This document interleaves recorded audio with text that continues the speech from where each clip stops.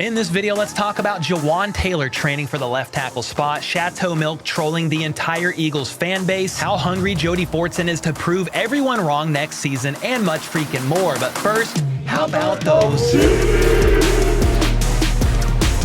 What's up, guys? Since today is my birthday, can you do me a favor and punch that like button right in the face for my 32nd birthday gift? I'm honestly just curious to see how many we can get, and I feel like today, of all days, I can get away with asking for a little favor. Anyway, with that being said, let's get into today's content. All right, here's a quick clip of Chiefs likely to be left tackle Jawaan Taylor working on his left tackle footwork, confirming at least for now that he is preparing to play the left side of the line if needed. Of course, it all depends on how the draft goes. I mean, he could possibly stay on the right side, the side he's primarily played his entire career, but the Chiefs definitely paid him like a left tackle and believe he has what it takes to switch based on his athleticism. And it's worth noting that Ryan Tracy of RGR had notes on Jawaan Taylor being able to potentially play the left side coming out of college. I went back to my Jawaan evaluation when he was in the draft.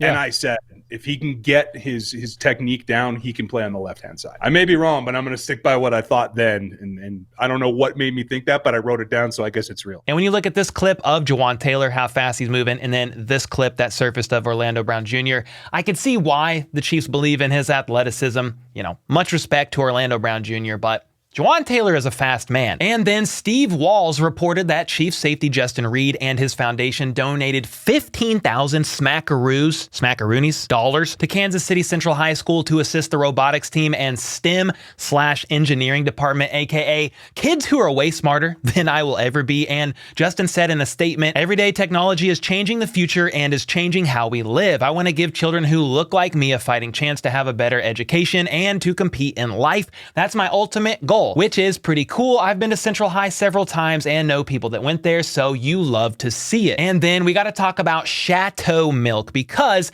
they released a limited edition cheesecake flavor this week called Eagle Tears, which is a little odd because the Super Bowl was like 2 months ago, but whatever. I was so intrigued by the limited edition bottles that I actually left my house and brought editor Troy with me to go and get some.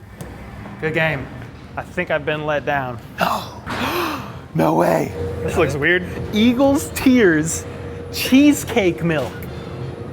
Oh yeah, we're getting another one. Sir, if you need Eagles Tears, I found it. They're over there. I've never seen that one before. What is it? Eagles Tears. Oh, that's awesome. Dude, we should have got some Kelsey Crunch. Mission accomplished. So yeah, the Tears of Eagles actually taste remarkably sweet, and I love the play on the cheesecake flavor as it's very close to cheese steak, Philly cheese steak, that you could use in milk. So hats off to Shatto for that. And if you guys want to partner up in the future, let's freaking run it. And speaking of milk, I actually saw this hilarious clip of Bengals guard Ted Karras on the Pat McAfee show the other day. I think it was yesterday, where he shared he drank a gallon of milk every day to gain weight in high school. I actually gained 100 pounds in 1 year. Damn. What'd you do? I drank a gallon of milk before school every day for a whole year, every single day. Is that good for you? I know, it's horrible. My body rejects milk. There's definitely a valuable lesson in all of this. Milk is good.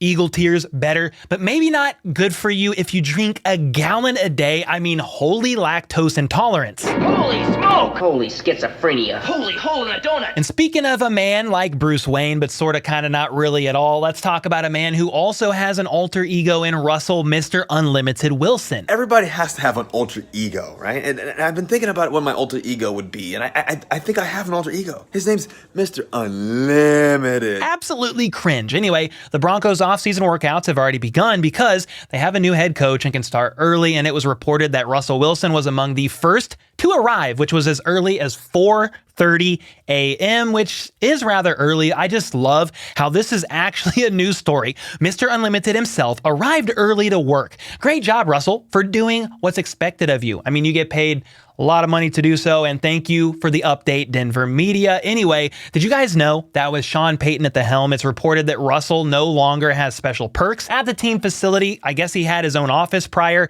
He had his own performance team with special access to the building, but no more because Sean Payton don't play them games. In fact, the Broncos have already signed 13 players in free agency, spending more than any other team, a whopping total of $241.25 million in an attempt to surround Russell Wilson with as much talent as possible because Come here. He needs all the help he can get, and I find it extremely entertaining. They spent all that money just to finish 3rd or 4th in the AFC West, but hey, best of luck to them. And on the subject of spending money, we got to talk about NFL Sunday ticket pricing because YouTube recently announced their prices, and for YouTube TV subscribers, it's $349 per season or $389 bundled with Red Zone, and for non-YouTube TV subscribers, it's $449 per season or $489 bundled with Red Zone. However, each package is $100 off if you sign up before June 6th, and there's some other features that you can see here on the screen, but I'm not getting into it because this is not a sponsored ad. I get no money for telling you all this, so I'm done plugging this thing, but the announcement was followed by quite a mixed response online. Some said that the pricing is way too high, and YouTube has basically failed to put the customer first. Others, like John Breach of CBS Sports, said that, quote, for 2023, the pricing for Sunday Ticket is actually pretty competitive, if not better than what DirecTV was offering last year. In 2022, the cheapest Sunday Ticket package cost $293.94. What a random total, I might add, but you had to subscribe to DirecTV. Any YouTube TV subscribers who sign up now will be getting a nice discount compared to last year's price. And my thoughts are, if you live out of market from the Chiefs or whatever your favorite team is, this is probably well worth getting. If you live local, not worth it at all, because local games are blacked out on Sunday Ticket and can only be watched on the local CBS or Fox station. And this is where I want to pass the question off to you guys. What do you think about the updated pricing from YouTube TV and NFL Sunday Ticket? Let me know. Too much? Too little? Don't care? Gotta hear your thoughts on that one. And then we gotta talk about this fire article featuring Chiefs tight end Jody Fortson, who was recently seen on social media training with Mahomes and the receiving corps in Texas, that Tyler Dunne of GoLongTD.com recently wrote describing his sit-down experience and conversation with Fortson after the Chiefs Super Bowl win, and writing in detail how unsatisfied he is with it all. Tyler starts out saying that he expected Fortson's demeanor to be a bit chill, relaxed, maybe have a drink or two as they discussed his NFL career so far. I mean, after all, Fortson was on the practice squad when the Chiefs won their first Super Bowl and has contributed the past couple of seasons, playing in the most recent Super Bowl and even making one of the most crucial blocks on the Kadarius Toney punt return. However, Fortson's demeanor was the opposite. Tyler saw a fire in his eyes as Fortson immediately cuts right to the chase without ordering food, without ordering drinks. He said this: Fortson is sick and tired of hearing congrats and wow, look how far you've come. Fortson instead said, I want more. I want a bigger role. I want to be the man. All of this celebratory stuff, that's all it is. It's only going to last another week and a half, and I don't want to hear it anymore. It becomes insulting because I know what I'm capable of, and I know what I can offer this game. Hearing everybody say, be happy, bro, stop talking to me. I don't want to hear what you have to say because you're not on the same level of frequency as me, because I want more and you're complacent. And as the interview continued, Fortson showed him some of the wild plays he makes in practice from his phone, saying that this is a regular occurrence. And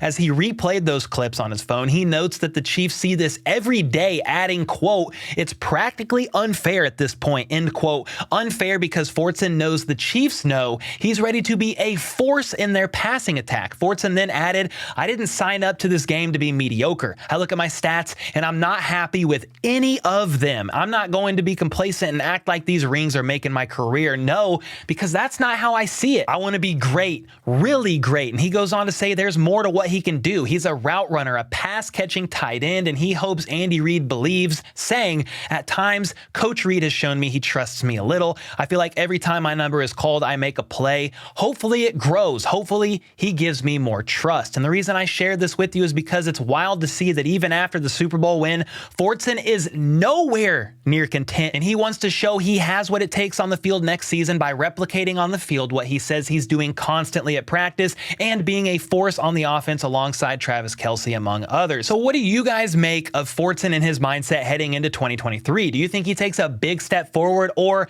not so much? I mean, if he can stay healthy, I don't see why that next step isn't reached for him, especially with his work ethic and if he keeps that same energy all offseason long. Anyway, you got to let me know your thoughts on this. I was pretty inspired just reading about Fortson and how just unsatisfied he was with it all and only wanting more and more. Great mindset to have, because remember, the Chiefs want high character guys who love the game of football, and that is exactly what Jody Fortson is. So let me know your thoughts on that in the comments down below. And until next time, let's go. Let's freaking go. How about those?